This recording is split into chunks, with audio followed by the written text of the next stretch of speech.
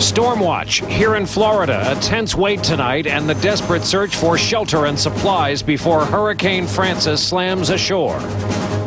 The Russian school siege ends in tragedy. A gruesome scene, hundreds of hostages, many of them children, victims in a final chaotic showdown. Heart surgery. President Bill Clinton in the hospital for serious heart surgery. Tonight, the prognosis. And the home stretch. His big night behind him, the president faces a new report on jobs, where both campaigns go from here. This is NBC Nightly News with Tom Brokaw. Substituting and reporting from Sebastian, Florida, Brian Williams.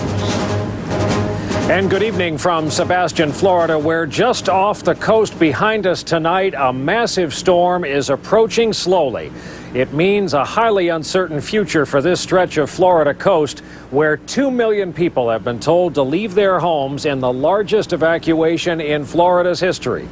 Tonight we have Hurricane Francis covered from its arrival in the Bahamas to its slow approach now toward the state of Florida, packing with it so much wind and water. We have a team of correspondents standing by. But this Friday evening of the Labor Day weekend is an eventful one. Today we learned former President Bill Clinton faces heart surgery after suffering chest pains. And we're going to begin halfway around the world in southern Russia with a horrible act of terrorism today. More than 200 people dead, 700 hospitalized, many of the dead and wounded school children. NBC's Jim Maceda is there and begins our coverage tonight. NBC's Jim Maceda with our coverage from Russia tonight. Thanks. And now to the dangerous, changeable situation here on the Florida coast, where a huge storm, larger in mass, though not as powerful as Hurricane Andrew, and almost the size of the state of Texas, is churning off to the east and headed this way. We have two reports to begin our coverage tonight, starting with NBC's Robert Hager, who is to the north of here in Melbourne, Florida. Robert, good evening. Brian, there's been a really massive evacuation here from what's already one of the nation's most heavily populated coastlines. Right now, that storm is lashing the Bahamas, but even as it's weakened some today, it's still a powerful Category 3 and so broad that besides the wind, it threatens to inundate this area with rain.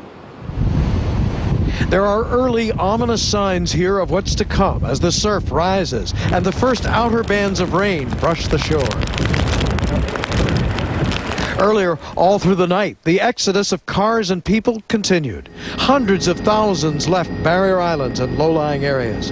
And today, from normally bustling Miami Beach, north all the way to Daytona, the evacuation appears to have been effective. We wanted to stay, but we're going to take off this time.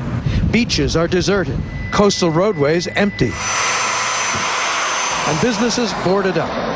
In Hollywood, Florida, stragglers were told that time was running out. We warned everybody about the hurricane coming. They'd like you off the beach by 7 tonight, if not by 7 o'clock tomorrow morning, the latest. But getting away wasn't easy at this late hour. Gasoline was running short. For like the last 25 miles, there's no gas stations open, no gas. Cars lined up at pumps, only to find they'd been shut down. Stations boarded up, managers left. The few food outlets that tried to stay open were overwhelmed.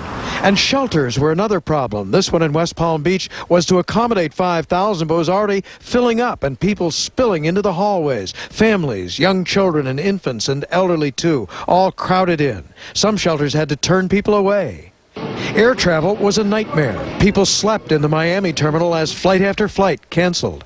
Fort Lauderdale Airport closed down, and so did Orlando and others. Fighter planes already gone from Patrick Air Force Base.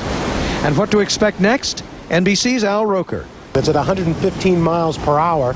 It's moving west-northwest around 9. At that rate, it's probably going to make landfall along the Florida coast sometime, probably around 8 o'clock tomorrow night. Florida's Governor Jeb Bush.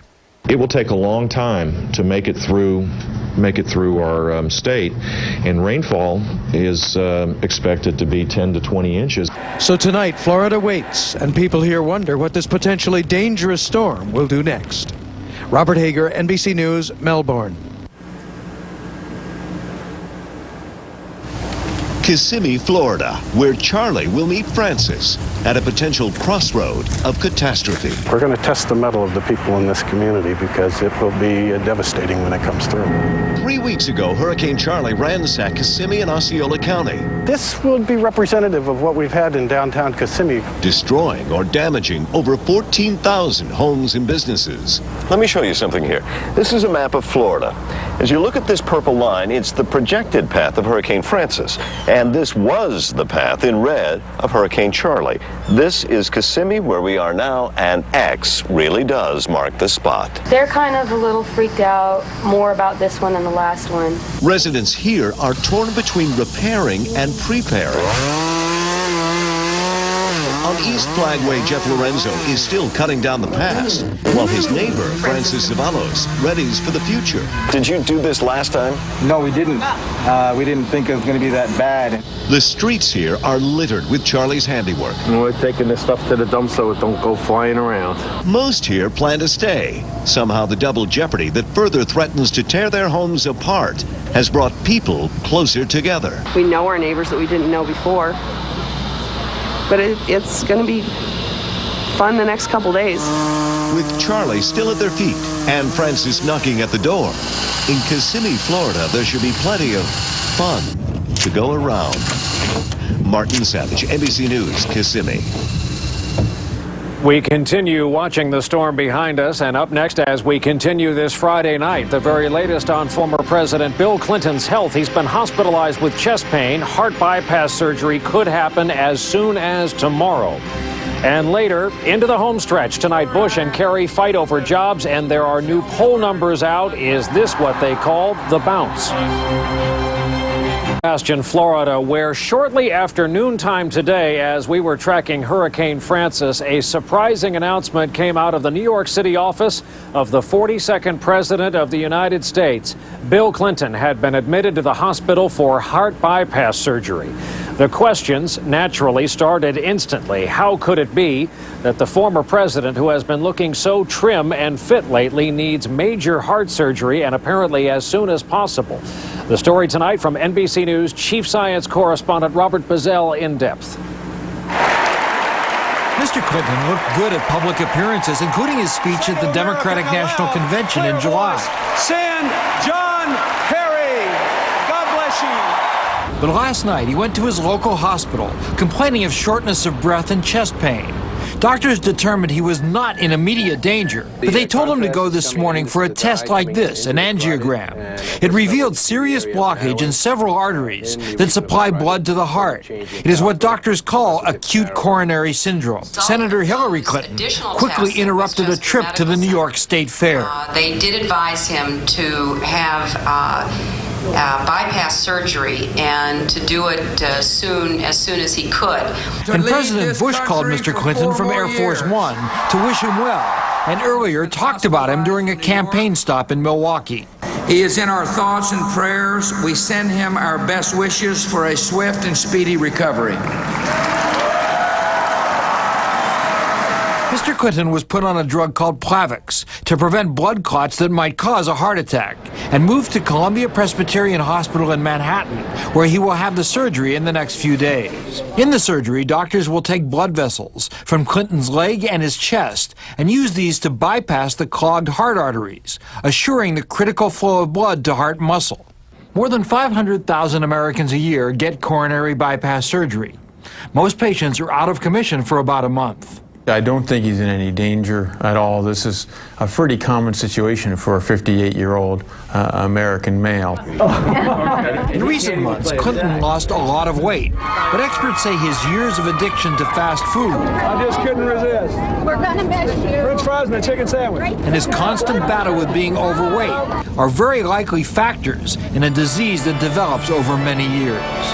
Robert Bazell, NBC News, New York. Up next, a new snapshot of the presidential race, and later, getting out ahead of Francis, the very latest from here in the hurricane zone.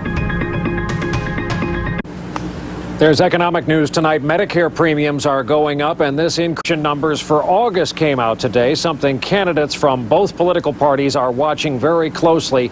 Payrolls expanded by 144,000. That is a bit less than economists had forecast, but the numbers for June and July were revised upward. The unemployment rate ticked down 1/10 of a point to 5.4%. As you might expect, this was the topic on the campaign trail today. Here with that, NBC's David Gregory. Off and running. The president today looking for a post-convention bounce and a reversal of fortunes in Pennsylvania, a key battleground he lost 4 years ago. Laura and I are here to ask for the vote. Today's job numbers, a smaller than anticipated boost in August, loomed large on the campaign trail today. Mr. Bush argued his tax cuts have led to the creation of 1.7 million jobs since last summer, but that's far shy of the 2.6 million jobs the administration promised this year alone. Our economy is strong and getting stronger. Senator John Kerry was in Ohio, where job losses have been particularly high and a major campaign issue. Just today, the latest job numbers have come out for the last month, 144,000 jobs.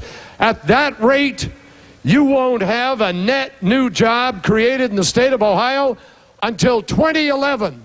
Just beneath the economic debate today, a new level of personal bitterness in this campaign, with polls showing a slight edge for the president after weeks of Republican attacks on Senator Kerry's war record and a GOP convention which questioned his national security credentials. Kerry is attempting to come roaring back.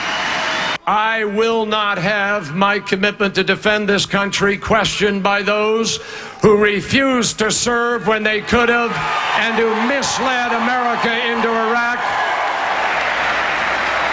Iraq and the war on terror were major themes of the president's convention speech last night.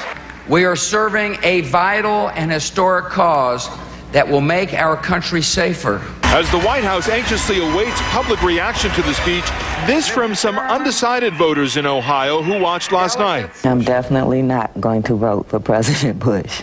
Not to be chauvinistic, but he seems like a man's man. He reminds me of my buddy. So would you vote for him? If I had to vote tomorrow, probably. Both campaigns now begin a march through the battlegrounds in the final 8-week push to Election Day. David Gregory, NBC News, Milwaukee. And tonight we have the first snapshot of the presidential race since the GOP convention got underway at the beginning of this week. A new poll by Time magazine shows the president getting a significant bump, an 11-point lead, with Mr. Bush the choice of 52%, Mr. Kerry at 41%. And most of the interviews for this poll, by the way, were done before President Bush's speech last night. Here are the numbers from Wall Street today. The Dow was off just over 30 points. NASDAQ down almost 29 on the day. For the week, a mixed finish. The Dow up 65. NASDAQ, however, was down more than 17. When we come back, one of the 2 million storm stories here in the path of Hurricane Francis.